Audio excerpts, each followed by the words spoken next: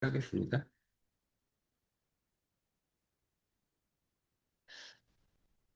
네, 이제 처음에 나오는 내용은요, 제가 올려드린 그 강의안 중에 생활법률 형법 강의안에 관한 내용들이 처음에 나옵니다. 제가 처음에 지난 시간에 말씀드렸죠. 우리가 이번 학기에 생활법률 수업에서 배울 중요한 이제 세 가지 법이 있다라고 말씀을 드렸어요. 먼저 헌법, 민법, 형법 이렇게 세 가지가 있죠. 그러니까 물론 이제 생활에 관련된 법은 이거보다 훨씬 다양하게 많이 있습니다. 뭐 무수히 많은 법들이 사실 우리 일상생활과 관련된 법들이죠. 그럼에도 불구하고 뭐 가장 중요한 것들이 이 세 가지, 헌법, 민법, 형법이라는 세 가지 법이고, 그중에서 오늘은 특별히 이제 형법에 관한 내용부터 이제 시작을 하겠습니다. 그러니까 형법이라는 거는 우리 잘 아시다시피 어, 그, 죄 지은 자를 처벌한다. 뭐 이런 목적의 법이라고 우리가 흔히 생각할 수가 있잖아요. 근데 지난번에 말씀드렸듯이 이게 사실은 그런 관점도 있지만 사실 형법이라는 것이 처음 생기게 된 계기는, 어, 형법, 즉, 죄 지은 자를 처벌하는 법을 정해놓고 그에 따라서만 처벌한다. 즉, 뭐, 권력자나 어떤 힘 있는 사람이 자의나 재량에 따라서 처벌하지 못하도록 하는 그런 것이 형법의 기본적인 제정 취지였습니다. 그래서 결국 이제 범죄자라 하더라도 인권이 있고 범죄자의 인권도 보장해야 된다. 이런 것이 이 형법의 주된 취지이거든요. 그래서 우리 말씀드린 것처럼 형법이 생각보다 죄 지은 자는 당연히 처벌해야 된다. 이런 관점으로 보게 되면 우리 일상에서 많이 벌어지는 형사재판들을 잘 이해하기 어려운 측면들이 있어요. 그러니까 분명히 죄를 지은 사람인데도 무죄가 나오거나 뭐 죄가 형이 감경이 된다거나 뭐 이런 일들이 많이 발생을 하거든요.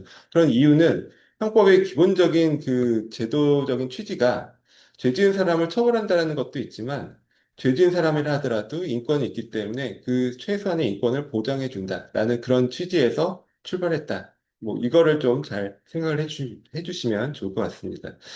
그래서 그 제가 그 올려드린 형법 강의안에 보시면 한 7페이지 정도밖에 안 되거든요. 거기 보시면 맨 앞에 형법의 이제 기능, 중요한 기능이 나옵니다. 근데 거기 이제 세 가지의 기능이 나오거든요. 근데 이걸 이제 PPT를 만들었더니 이제 뭐 결국 여기서부터 이제 얘가 실수를 한 거죠.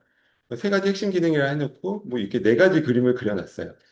그리고 좀 이상한 말도 써놨습니다. 그래서 네, 저도 이제 이걸 해보니까 생각보다 이제 잘 이렇게 만들어주긴 하는데 오류나 오타가 상당히 많아요. 그래서 이거를 그대로 어떤 거에 활용하기는 좀 어려운 측면이 있고 또 말씀드린 것처럼 편집이나 수정이 안 되기 때문에 또 그런 것들 참작해서 보시면 될 것 같습니다. 그래서 형법의 세 가지 기능은 강의 안에 나온 것처럼 법익을 보호하는 기능, 사회를 유지하는 기능, 그리고 인권을 보장하는 기능 이렇게 세 가지가 있습니다. 그러니까 법익보호 기능이라는 거는 우리가 형법에 여러 가지 다양한 죄들, 범죄들이 나오잖아요. 그 범죄들이 각각의 우리 생활, 사회에서 중요한 법익들을 각각 보호하는 그런 의미가 있습니다. 뭐 예를 들어서 생명에 관한 법익, 굉장히 중요하죠. 그래서 생명에 관한 법익을 보호하는 그런 형벌 규정이 이제 살인죄 같은 거죠. 또는 신체에 관한 법익, 또는 재산에 관한 법익, 이런 개인적인 법익들이 있죠. 그래서 이제 그런 법익들을 보호하는 각각의 형벌 규정들이 있어요. 예를 들어 신체에 관한 개인의 법익을 보호하기 위해서는 뭐 폭행죄라든지 뭐 이런 것들을 처벌하겠죠. 그리고 재산에 관한 개인적 법익을 보호하기 위해서 절도죄라든지 뭐 사기죄라든지 이런 것들을 형법상의 처벌 규정을 두고 있습니다. 그러니까 결국 형법은 이런 다양한 사회에서 중요한 법적인 이익들을 보호하기 위해서 형법이 존재한다. 그런 기능을 한다라는 것이고요. 그 밖에 뭐 사회적 국가적 법이 이런 것들도 있어요. 그래서 뭐 국가적 법이라 하면은 뭐 예를 들어서 뭐 요즘 많이 나오는 내란죄 뭐 이런 것들이 형법에 나와 있거든요. 그러니까 내란죄 같은 것이 이제 국가 질서를 침해하는 뭐 그런 행위를 했을 때 뭐 처벌한다 이런 목적으로 그 형법에 규정이 되어 있습니다. 그런 것들은 개인적 법익이 아니죠. 이제 국가적 법익에 관한 것이고 뭐 그 밖에 뭐 사회적 법익을 보호하는 뭐, 뭐 예를 들어서 뭐 사회에서 뭐 어떤 소요를 일으킨다 하면은 그런 소요 행위를 처벌하는 그런 형법 규정도 있거든요. 그러니까 그런 것들은 사회적 법익을 보호하는 그런 기능을 하는 것이죠. 그래서 다양한 우리가 생각하는 중요한 법익들, 법적 이익들을 보호하는 기능을 이제 형법이 하는 것이고요. 그 밖에 이제 사회 유지 기능은 사회 질서를 유지하는 거죠. 그러니까 형법에서 어떤 행위를 하면, 어떤 잘못된 행위를 하면 어떻게 처벌하겠다. 이렇게 이제 이걸 위하력이라고 보통 어려운 말로 표현을 하는데, 그러니까 쉽게 말하면 두려움을 주는 거죠. 그래서 어떤 식의 행위를 하면 처벌을 어떤 식으로 강하게 처벌하겠다라는 위하력, 즉 두려움을 주면 결국 사람들이 그런 행위를 자제하겠죠. 그런 식으로 사회 질서를 유지할 수가 있습니다. 그런 것이 사회 질서 유지 기능이고요. 그리고 세 번째 기능이 보장적 기능입니다. 아까 말씀드린 인권 보장의 측면이죠. 그래서 아무리 잘못된 행위를 한 사람이라 하더라도 형벌을 마음대로 자유롭게 국가에서 행사를 하면 안 되고 일정한 법률에 따라서 엄격한 절차에 따라서 이 형벌권 행사를 제한해야 되는 것이고요. 그래서 결국 이제 죄 지은 사람도 국민이죠. 그래서 이런 형법을 통해서 죄 지은 사람이라 하더라도 국민으로서의 자유와 권리를 보장해주는 뭐 이런 식의 기능을 하는 것이 바로 형법이다라고 할 수 있습니다. 그래서 지난 시간 말씀드린 것처럼 우리가 근대 시민혁명 이전에는 즉 중세 시절에는 권력자가 자기 마음대로 죄 지은 사람을 처벌하고 했었잖아요.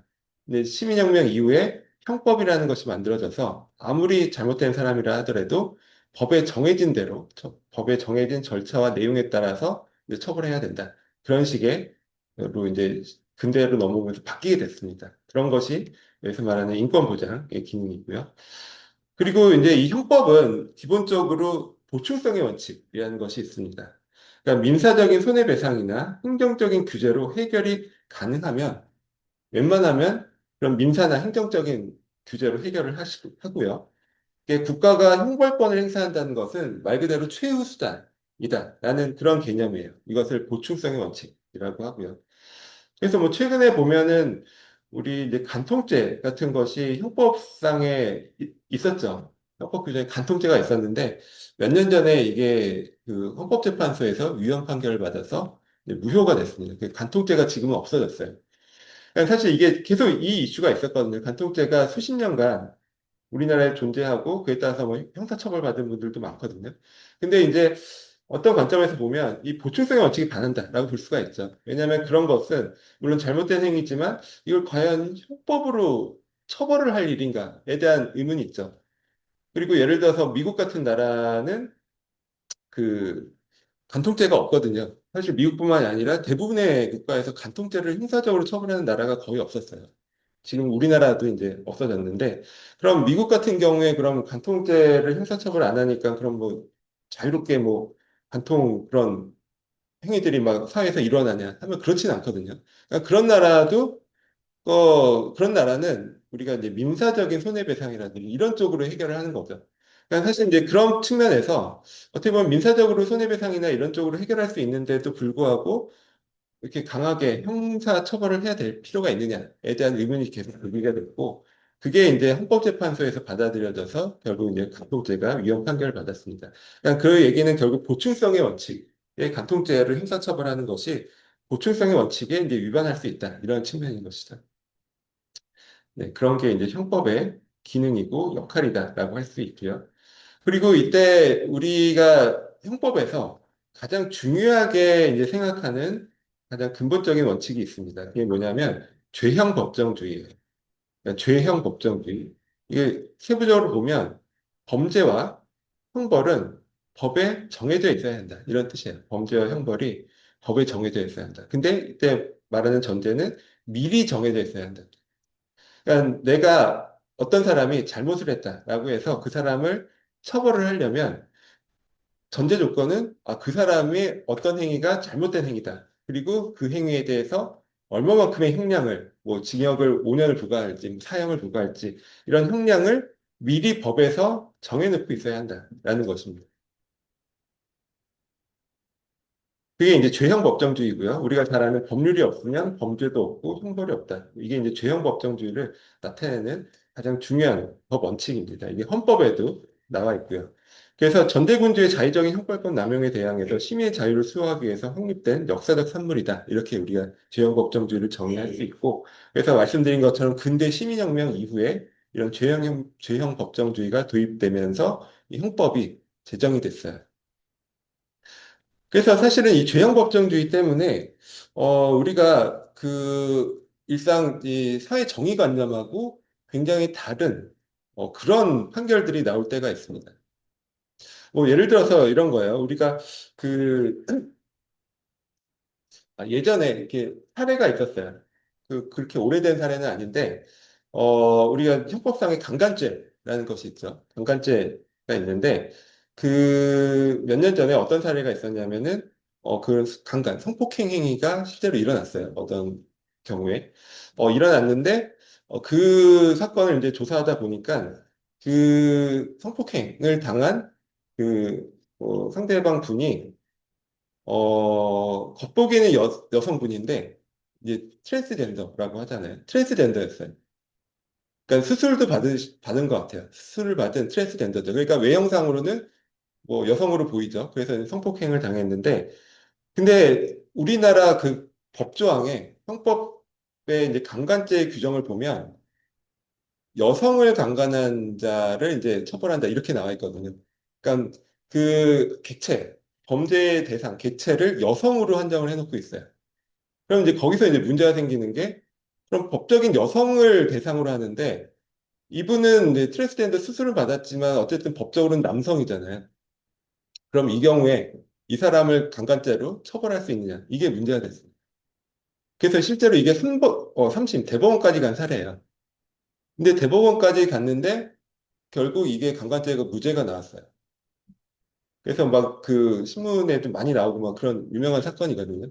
이게 어떻게, 분명히 이렇게 잘못된 행위를 했는데, 어떻게 이거를 무죄가 나올 수 있느냐 말해서 막 여론도 들끓고 했는데, 그 이유가 사실 이겁니다. 우리가 죄형 법정주의를 보면, 범죄와 형벌은 미리 법에 정해져 있어야 돼요. 그래야 처벌할 수가 있습니다. 근데 미리 법에 그 사람이 행위 시점에 형법 규정상으로는 여성을 대상으로 한 강간만 처벌을 하거든요. 예, 법적으로. 그리고 이걸 트랜스젠더라는 것을 아무리 이렇게 넓게 해석을 해도 어쨌든 법적으로는 남성이기 때문에 이 사람은 범죄의 객체가 될 수가 없어요.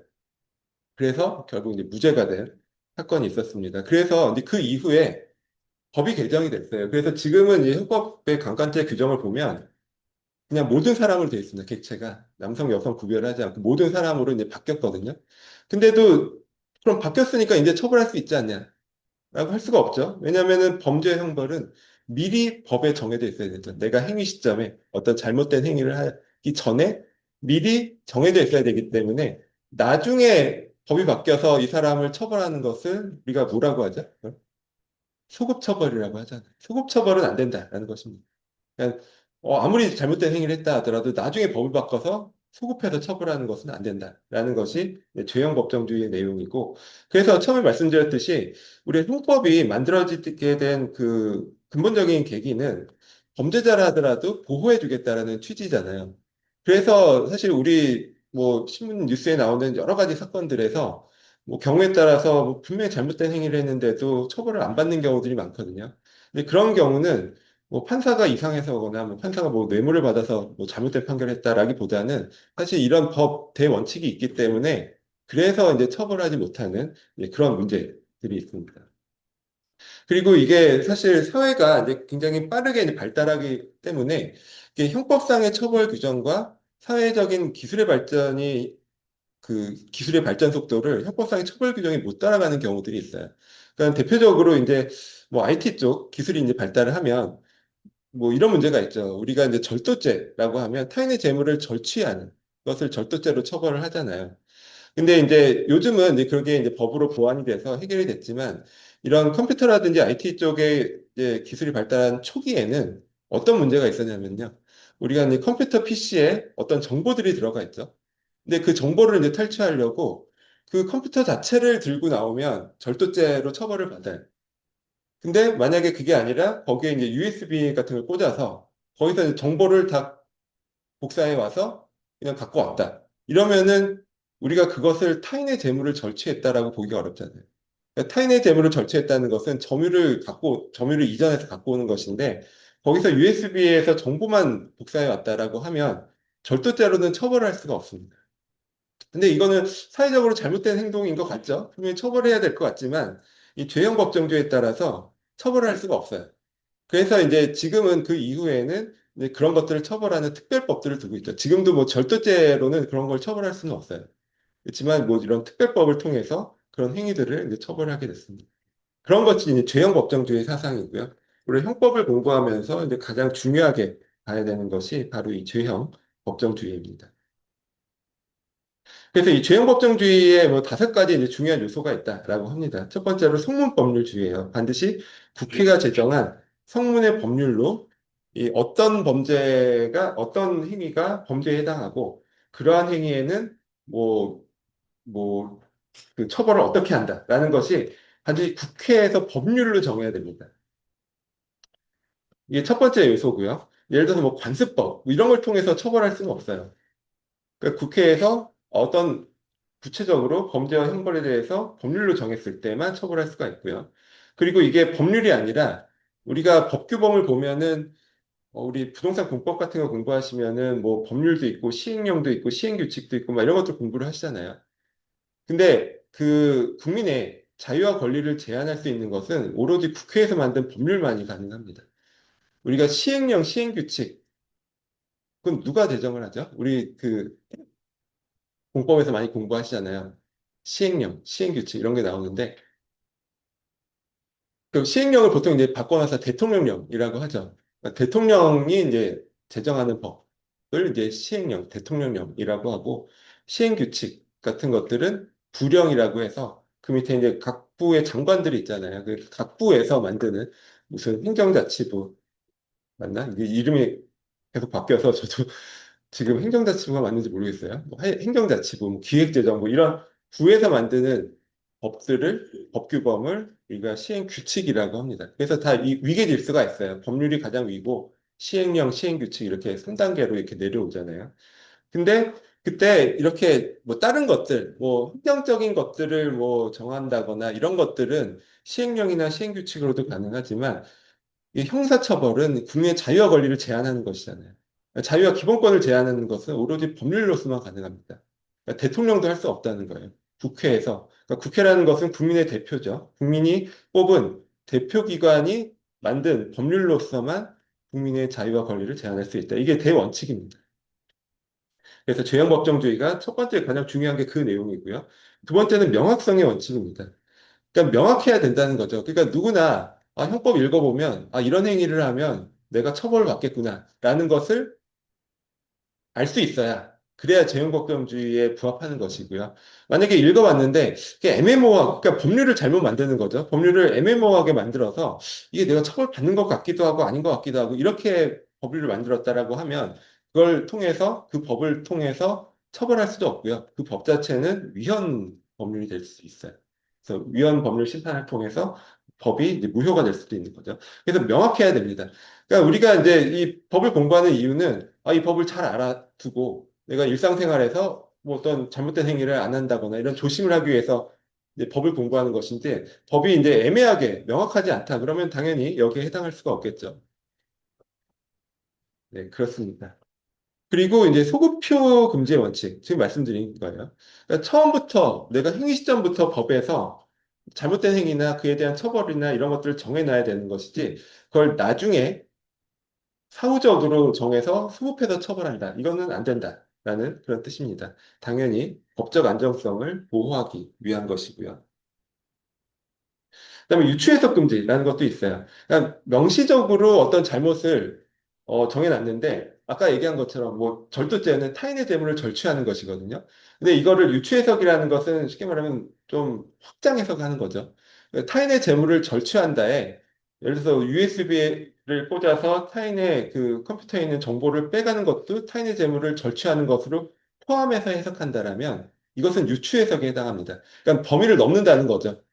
그래서 이제 그런 식으로 확장 해석해서 처벌하기 시작하면 뭐 처벌의 범위가 굉장히 넓어질 수가 있겠죠. 그래서 그런 경우에 USB로 정보를 복제해 가는 것은 분명 잘못된 행위지만 그런 것은 별도의 법을 명시적으로 만들어서 처벌을 해야 되는 것이지 기존의 절도죄를 유추나 확장을 해석해서 처벌하는 것은 안 된다. 이게 아까 명확성의 원칙과 비슷한 내용이죠. 그런 것들이 이제 죄형 법정주의고요. 그래서 뭐 이런 식으로 계속 그 타이트하게 보고 있어요. 그래서 말씀드린 것처럼 실제로 잘못된 행위를 한 사람이라 하더라도 이 처벌을 받지 못하는 이런 일들이 충분히 발생할 수가 있습니다. 근데 반대로 그 지난 시간에 한번 예를 들어서 말씀을 드렸잖아요. 우리가 뭐 빗썸이라는 최근에 그 이제 가상화폐 거래소에서 어, 그 고객들한테 이벤트를 하면서 2천 원을 이제 주려고 했는데 그 직원의 실수로 2천 비트코인씩을 이제 입금을 했거든요.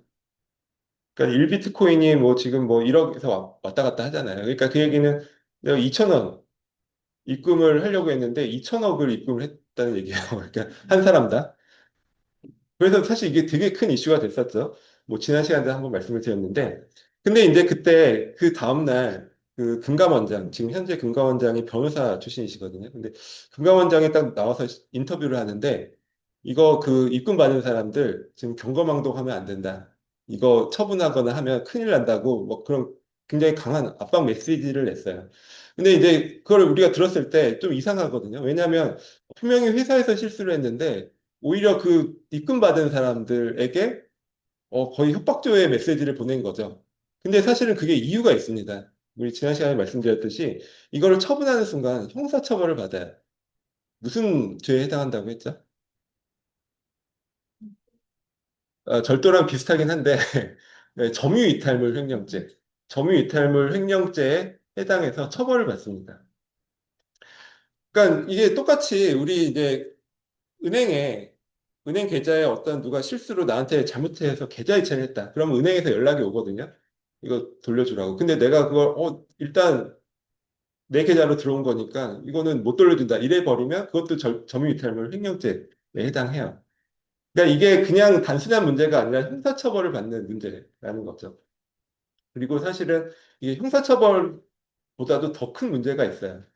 왜냐하면 이게 단순히 돈이 들어온 게 아니라 어, 비트코인이잖아요.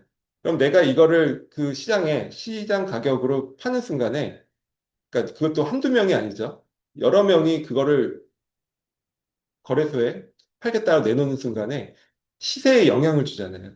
시세가 떨어지겠죠.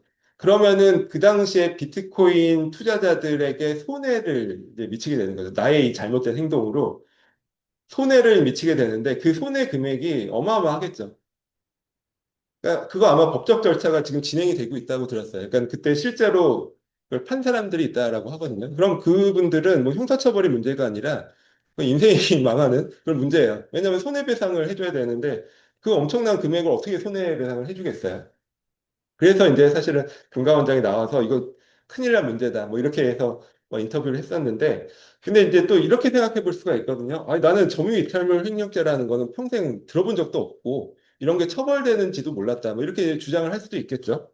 근데 우리가 이제 법의 대원칙 중에 뭐가 있냐면 법의 부지는 용서받지 못한다는 게 있어요. 그러니까 모르는 거는 네 책임이고 우리가 형법이나 이런 거를 이제 법에서 잘 국회의원들이 만들어 놨잖아요. 우리가 평생 살면서 형법 규정 잘 안 읽어보죠. 뭐 읽어볼 일이 거의 없죠. 거의 없는데 그래도 이 원칙은 읽어봤다. 네가 알고 있다라고 간주를 해요. 왜냐면 다 이게 공시도 되고 우리가 쉽게 인터넷 검색해서 찾을 수 있기 때문에 법을 만들어서 이 절차에 따라서 결국 최종적으로 대통령이 공포를 하거든요. 대통령이 공포를 해서 관보에 공시도 하고 뭐 요즘은 당연히 인터넷에서 다 찾아볼 수 있고 하죠. 그래서 그 절차를 거치는 이유가 있어요. 그거는 그렇게 공시를 하고 공포를 했다는 것은 누구나 다 알고 있다라는 걸 전제로 하는 겁니다. 그래서 나는 그걸 몰랐다? 이렇게 해봐야 아무 의미가 없어요. 그래서 이제 그런 것도 우리가 좀 잘 알아야 되죠. 그래서 제가 지난 시간에 이 말씀을 왜 드렸냐면은 우리가 그 생활법률이나 법 공부를 하는 가장 중요한 목적 중에 하나는 이제 리걸 마인드를 기르는 거다라고 말씀을 드렸잖아요. 그러니까 사실 우리 법이 너무 다양하고 많고 또 이게 법이라는 게 계속 지금 이 순간에도 개정되고 하기 때문에 이 법의 내용을 다 안다라는 것은 불가능합니다. 우리가 법의 일일이 세부적인 내용들을 공부하는 것은 불가능하고 애초에 그런 것을 기대할 수도 없고요. 근데 이제 법을 공부한다는 목적은 내가 세부적인 어떤 법의 규정들은 잘 모르겠지만, 그래도 적어도 내가 어떤 행위를 했을 때 이게 처벌을 받을 수 있겠다. 또는 민사적으로 어떤 계약이나 이런 걸 했을 때 이 계약서에 들어가는 이 조항들이 나한테 유리한지 불리한지 뭐 이런 정도는 구분해낼 수가 있거든요. 법 공부를 하면. 그런 걸 우리가 리걸 마인드라고 합니다. 법적인 사고방식을 기른다라고 하죠. 그래서 이제 결국 우리가 생활법률을 공부하는 가장 주된 목적은 이 리걸 마인드를 기르는 거예요. 그래서 이런 걸 잘 길러 놓으면 혹시 아까처럼 비트코인이 나한테 갑자기 2,000개가 들어왔다 하더라도 이거 내가 이거 횡재했다라고 해서 이렇게 처분하지 않겠죠. 네, 그런 식으로 네, 그런 법적인 리스크를 줄일 수 있다라는 것이 우리가 이 법 공부하는 데 가장 중요한 목적이라고 할 수가 있어요. 네, 그게 이제 죄형 법정주의 하면서 같이 말씀을 드렸고요. 그리고 이제 원래 소급 처벌은 금지가 되지만 뭐 예외적으로 소급표, 그러니까 법을 바뀌어서 새로운 법을 적용해 주는 경우가 있어요. 그거는 이제 유리한 경우죠. 그러니까 예를 들어서 간통죄, 내가 간통죄가 존재하는 시점에 그 간통행위를 했어요. 근데 그 이후에 법이 폐지가 됐잖아요. 지금 현재는. 그러면은 내가 그 잘못된 행위를 한 시점에는 처벌을 받는 것이었죠. 근데 지금 현재 시점에는 이게 폐지가 됐어요. 그럼 소급표가 금지된다고 해서 지금은 폐지됐지만 너는 잘못된 행위를 할 때는 그래도 처벌 규정이 있었잖아. 그러니까는 너는 처벌을 받아야 돼. 이렇게 할 수는 없다라는 얘기죠. 그러니까 이런 식으로 유리하게 법이 개정된 경우에는 소급표를 인정을 해줍니다. 이건 뭐 상식적으로 생각했을 때도 그게 맞겠죠. 그런 내용들도 있습니다. 그리고 이제 그 다음에 그럼 범죄가 성립해서 이게 이제 유죄, 그러니까 범죄가 유죄로 인정을 받으려면 어떤 단계를 거쳐야 될 것인지 총 세 가지의 단계가 있습니다. 이게 이제 구속요건 해당성이라는 것이 있고요. 위법성이라는 것이 있고, 마지막에 책임이라는 것이 있습니다. 그러니까 어떤 사람이 어떤 범죄 행위로 유죄를 받으려면 이 세 가지를 다 부합을 해야 돼요. 구속요건 해당성, 위법성, 책임. 세 가지를 다 맞춰야, 그래야 이 사람을 유죄로 할 수 있다. 그러니까 만약에 구속요건에 해당하고 위법하지만 책임이 없다. 이러면은 이 사람은 유죄가 아니라 무죄가 됩니다. 그래서 하나하나씩 보면요. 그러니까 구성요건 해당성이라는 것은 구체적인 사실이 법률에 규정된 범죄 유형에 정확히 부합하는지 이런 것들을 사실 판단을 하는 것입니다. 그러니까 아까 이제 뭐 강간죄 예를 들어서 말씀을 드렸는데 강간죄 그 당시에 이제 그 구성요건을 보면 여성을 이제 뭐 강간한 자를 처벌한다 이렇게 돼 있잖아요. 그러니까 구성요건이 그 범죄 객체가 여성으로 돼 있었어요. 그럼 이런 경우처럼 뭐 아직 그 뭐 아직이 아니라 뭐 트랜스젠더 뭐 법적으로 남성인 분을 대상으로 뭐 그런 성폭행 행위를 했다라고 하면 이 구성요건 해당에서 탈락이죠. 왜냐하면 객체가 여성으로 되어 있는데 남성에 대한 그 성폭행 행위를 한 것이잖아요. 그래서 이제 이런 식으로 구성요건에 맞는지를 따져보는 거예요. 뭐 우리가 살인죄다. 그러면 타인을 살해한 자. 뭐 이렇게 돼 있잖아요. 그럼 타인을 살해했는지 이런 것들을 맞춰보는 거죠. 그래서 뭐 예를 들어 자살을 했다. 그러면은 타인을 살해한 데 해당이 안 되죠. 나를 죽였으니까. 뭐 그래서 살인죄가 안 되고 이런 식으로 구성 요건에 해당하는지를 이제 맞춰보는 그러니까 사실을 맞춰보는 그런 단계를 구성 요건 해당성이라고 합니다. 그래서 이게 이제 객관적인 구성 요건을 말하는 거고요. 우리가 보통 타인의 재물을 절취했다, 뭐 타인을 살해했다 이런 것들이 객관적 구성 요건이죠. 근데 또 주관적 구성 요건이라는 것이 있습니다. 그게 뭐냐면 고의예요. 그러니까 우리가 원칙적으로 우리 형사 체계상으로는 고의범만 처벌을 하거든요. 고의를 처벌하고 원칙적으로 과실은 처벌하지 않습니다. 이게 원칙이고 다만 예외적으로 과실죄를 처벌하는 그런 규정들이 있어요. 그런 경우에만 예외적으로 과실을 처벌합니다. 그러니까 예를 들어서 사람을 살해했다. 고의를 살해했다. 그러면 살인죄죠. 근데 사람을 실수로 죽이면 그것도 처벌을 받아요. 과실치사라고 하잖아요. 근데 예를 들어서 절도죄 생각해보면 내가 고의로 남의 물건을 절도해 왔다. 그러면은 절도죄죠. 근데 내가 실수로 남의 물건을 어떻게 갖고 왔다 하면 처벌받나요? 우리가 과실절도죄 이런 거 들어본 적이 없잖아요. 과실치사 이런 건 들어봤는데 과실절도죄 이거 들어본 적이 없죠. 그러니까 그런 법 규정이 없어요. 그러면은 과실로 남의 물건을 가져온 것은 처벌을 못 합니다. 그러니까 애초에 처벌 구성 요건에 해당하지 않아요. 그래서 우리가 뭐 형법을 공부하면 어떤 거는 고의법만 처벌하고 어떤 것은 고의나 과실을 다 처벌하는지 뭐 이런 것들을 좀 구별할 필요가 있는데 뭐 우리가 뭐 그렇게까지 자세하게 공부할 것은 아니라서 그냥 주관적인 구성 요건으로 구성 요소 주관적인 구성 요건 요소로 고의나 과실이 있는데 원칙적으로는 고의만 처벌하고 과실의 경우에는 예외적으로 과실을 처벌하는 규정이 있는 경우에만 처벌한다. 뭐 이런 정도만 알아두시면 좋을 것 같아요. 그러면은 예를 들어서 이제 사람을 죽였을 때 이제 살인죄로 처벌을 받는다라고 했는데 비슷한 그 범죄가 있습니다. 법에 이제 규정된 뭐냐면 이제 낙태죄예요. 낙태죄. 그러니까 사람을 살해하면 살인죄에 해당하고요. 살인죄의 구성 요건에 이제 해당하는 것이고 사람이 아니라 태아를 살해하면 낙태죄의 구성 요건에 해당합니다. 그래서 이제 똑같이 생명체를 죽여도 이게 사람이냐 태아냐에 따라서 구성 요건이 달라져요. 살인죄냐 낙태죄냐 이게 구별이 되는 거죠. 그러면은 이제 여기서 이제 그럼 의문이 들죠. 그럼 언제부터 사람이고 언제부터 태아냐? 이게 사실 굉장히 중요한 문제거든요. 왜냐하면은 살인죄와 낙태죄는 일단 형량에서 굉장히 큰 차이가 있고요. 또 하나의 큰 차이는 낙태죄는 과실에 대한 처벌 규정이 없어요. 그러니까 뭐 예를 들어서 뭐 임산부가 내가 실수를 어떻게 하다가 태아가 이제 낙태가 될 수도 있잖아요. 근데 그렇다고 해서 그 과실로 한 그 임산부를 처벌하진 않죠. 그러니까 고의로 낙태를 한 경우에는 낙태죄로 처벌하지만 과실로 한 경우에는 처벌하지 않습니다. 근데 살인은 고의범이나 또 과실범도 형량의 차이는 있지만 과실로 인해서 사람을 죽인 경우에도 처벌을 합니다. 그래서 이게 그 대상이 사람이냐 아니면 태아냐 가 굉장히 중요한 문제예요. 그러니까 출생한 시점부터는 그 이후부터는 사람이고 그 전에는 태아로 본다라는 것이죠. 근데 이제 우리가 이제 법적으로는 그럼 언제부터 사람이고 언제까지는 태아다라는 것을 구별하는 한 세 가지 정도의 기준이 있어요.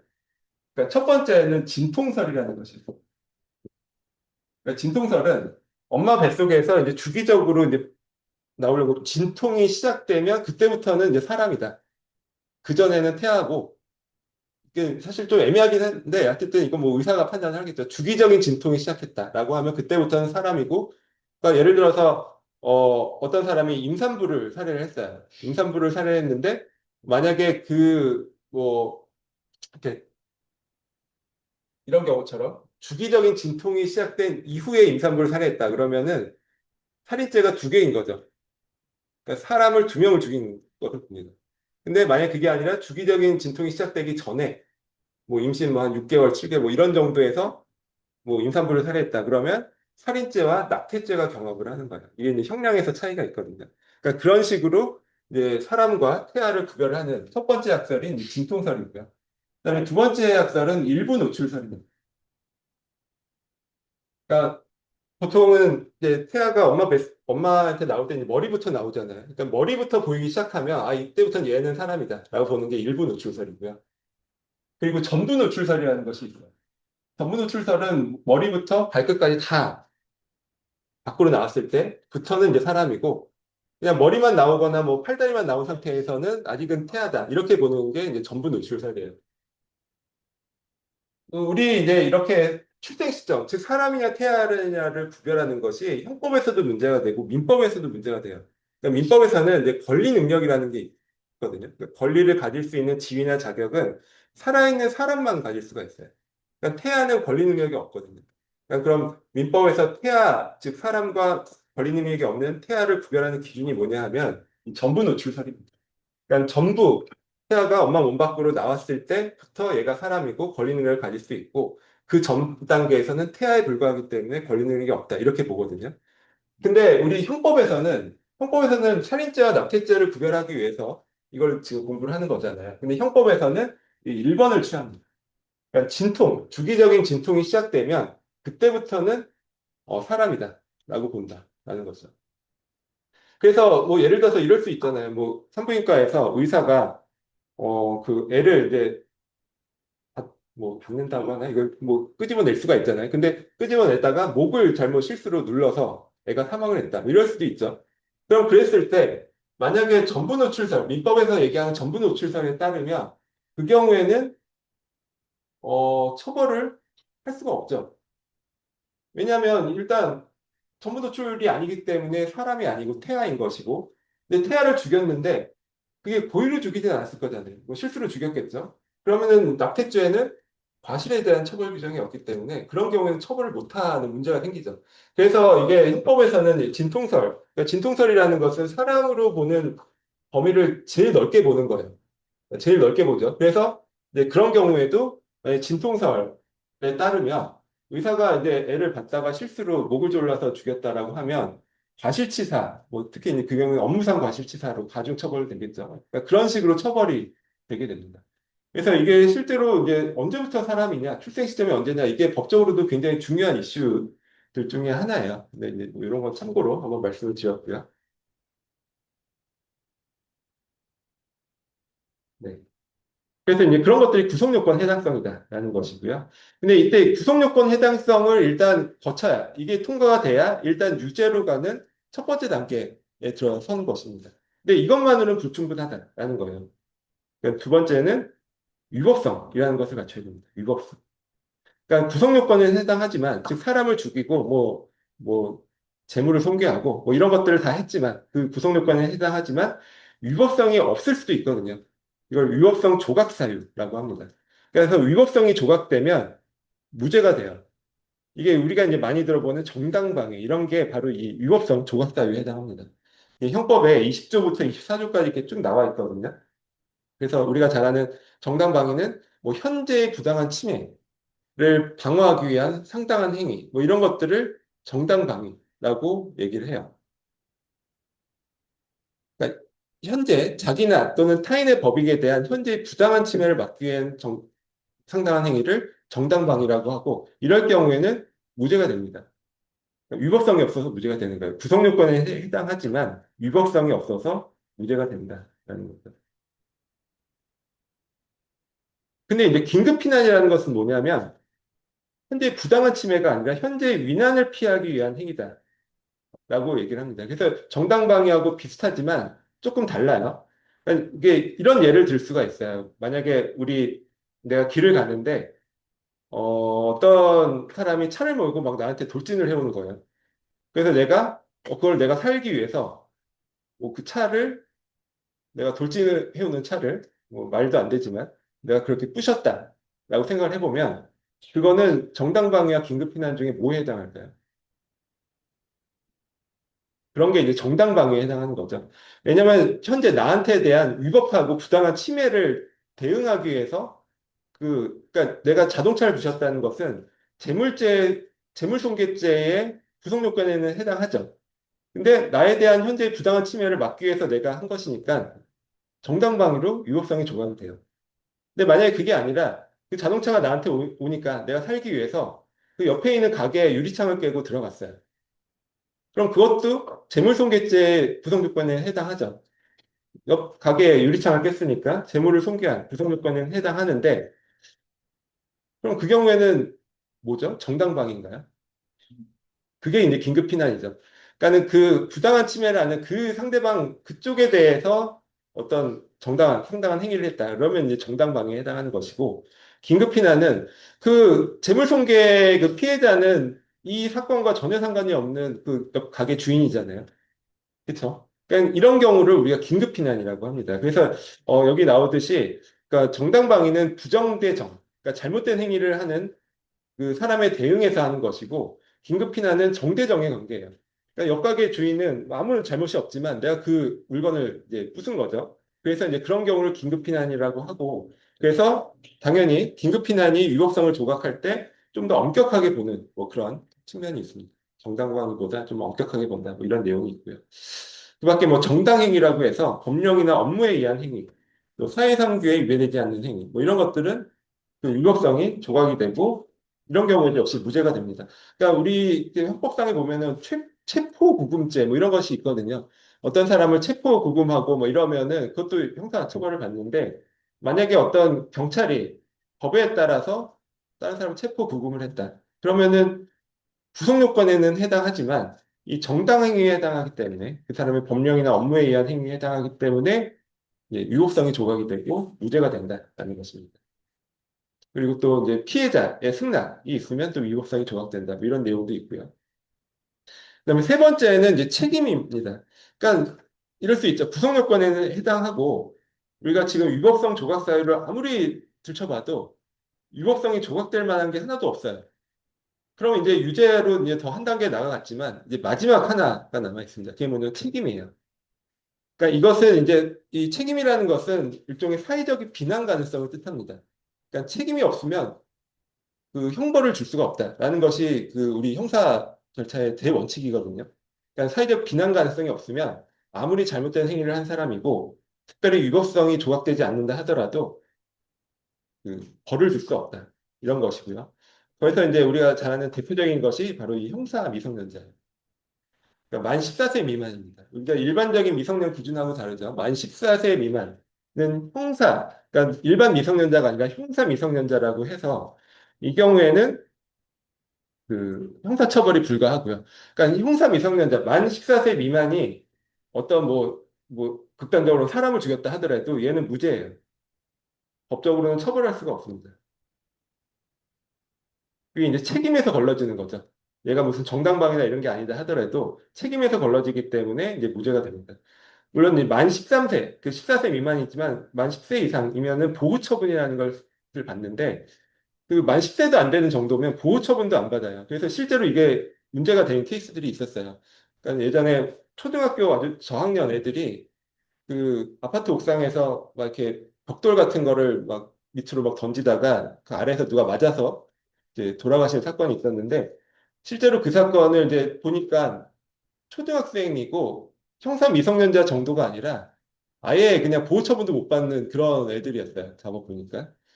근데 사실 조금 의심이 들었던 게 얘들이 그냥 실수나 장난으로 한 게 아니라 그냥 사람을 보고 맞췄다라는 그런 사실 의심은 좀 있었는데 그게 수사를 할 수가 없는 게 어차피 걔들은 그러니까 이 경우에는 이제 돌아가신 분은 그냥 자연재해로 돌아간 것과 똑같은 거죠. 그러니까 이들은 아무런 그 의미가 없어요. 얘들의 행위는. 그래서 사실 이게 좀 문제가 있다. 이게 좀 너무한 거 아니냐라는 그런 사실 여론도 있었는데 그러니까 그런 정도, 만 10세도 안 되는 뭐 이런 정도라면은 아예 이제 보호 처분조차도 안 받는 뭐 완벽하게 뭐 아무 일도 없었던 그런 건이 되고요. 근데 이제 그보다 조금 나이가 있다. 근데 만 10세, 14세가 안 된다라고 하면 형사처벌은 안 받지만 보호처분을 받아요. 근데 사실 보호처분이라는 게 뭐 대단한 것은 아니고 보호관찰하고 뭐 이런 정도라서 사실은 큰 의미가 있는 것은 아니죠. 그래서 이게 만 14세라는 것이 사실 한국 나이로 따지면 한 16살 정도 되잖아요. 중3 정도 돼도 만 14세 미만이 될 수가 있어요.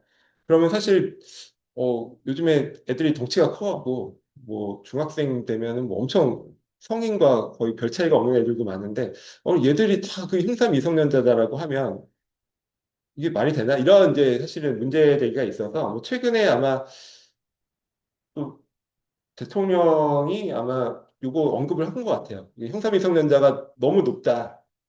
기준이 너무 높다. 근데 이게 예전부터 이 얘기가 있었거든요. 만 14세 미만은 너무 높은 것 같다. 이걸 좀 낮춰야 된다라는 얘기가 있었고.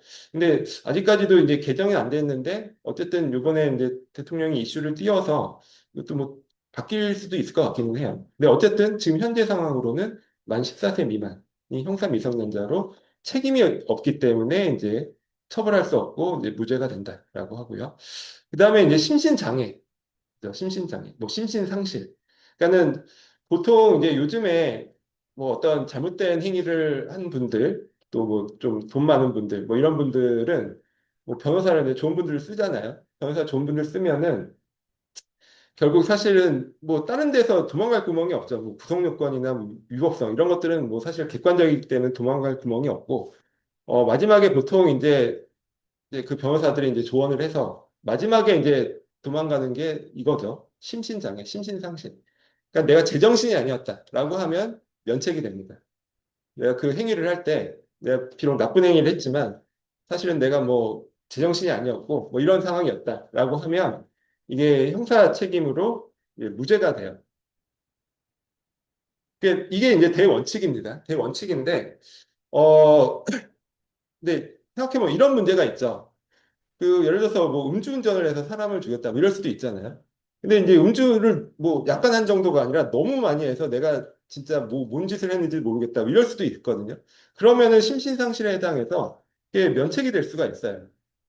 그래서 이제 그런 부분에 때문에 이게 뭐 형법에서 좀 이론적인 내용인데 뭐 원인으로부터 자유로운 행위 뭐 이런 이론이 있어요. 그게 뭐냐면 음주운전을 해서 사람을 죽이는 그 당시에는 이 심신상실 상태라서 책임을 물을 수 없지만 그게 시간을 거슬러 올라가서 얘가 내가 음주를 하면 이런 식의 사고를 칠 수 있다라는 것을 예측한 상태에서 술을 마셨다라는 거에 대해서 이제 책임을 묻게 됩니다. 그래서 이제 처벌을 할 수가 있는 것이고 이게 지금 말씀드린 것처럼 책임이라는 본래의 그 뜻에 따르면 사실 그런 식으로 과하게 음주를 해서 제정신이 아니다라고 하면은 그 처벌을 할 수가 없는 문제가 생겨요.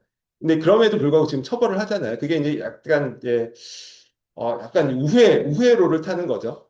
그러니까 애초에 술 마신 게 잘못이다. 이렇게 해서 이제 처벌을 하는 거예요. 그게 이제 심신장애, 심신상실에 대한 내용입니다.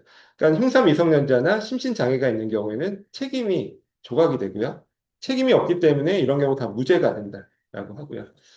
그리고 이제 강요된 행위라는 게 또 있습니다. 강요된 행위는 저항할 수 없는 폭력이나 뭐 협박, 뭐 위해 협박에 의해서 어쩔 수 없이 어떤 행위를 했을 때뭐 이런 경우를 우리가 강요된 행위라고 하고 그런 경우에도 역시 책임이 없기 때문에 무죄가 됩니다. 여기 뭐 사례에 나온 것처럼 뭐 남편의 뭐 칼부림 협박에 의해서 뭐 타인을 허위로 고소한 경우 뭐 이런 경우가 있었다고 해요. 저도 이건 잘 모르겠는데 뭐 이런 거 있을 수 있죠. 뭐 타인을 허위 고소를 했는데 그 무고죄잖아요. 무고죄. 남을 그냥 억울하게 딴 사람을 그냥 허위로 고소를 한 경우에 이제 무고죄로 처벌받는데 그게 이제 내가 사실 하려고 한 게 아니라 뭐 남편이 막 협박을 해서 했다. 뭐 이런 식으로 해서 이제 강요된 행위로 해서 이제 무죄를 받은 사례가 있다라고 합니다. 그리고 이제 우리가 이제 많이 이제 들어본 사건들 중에 이 강요된 행위와 관련된 사건이 있었어요. 그 옛날에 그 지존파 사건 이런 거 들어보셨나요? 90년대 여기 뭐 90년대생들도 있으셔갖고 아마 모르실 것도 같은데 90년대 지존파 사건이라는 게 있었어요. 이게 뭐냐면 그러니까 그 걔들이 뭐 조직폭력배인지 모르겠는데 그 친구들이 이제 그, 그 범죄 단체를 구성을 해서 어디 이제 모여 살면서 이제 부자들에 대한 이제 적개심을 이제 갖게 된 거죠. 그래서 그냥 그 당시에 아마 그랜저 뭐 이런 차였던 것 같아요. 근데 그랜저 이제 차 지나가면 거기 이제 앞 막아서고 그 탄 사람들 다 이제 끌고 가서 이제 자기네들 아지트에 이제 넣어놓고 심지어 이제 살인을 한 거죠. 살인을 굉장히 유명한 사건이에요. 지점파 사건이 지금도 검색해 보면 나올 거예요.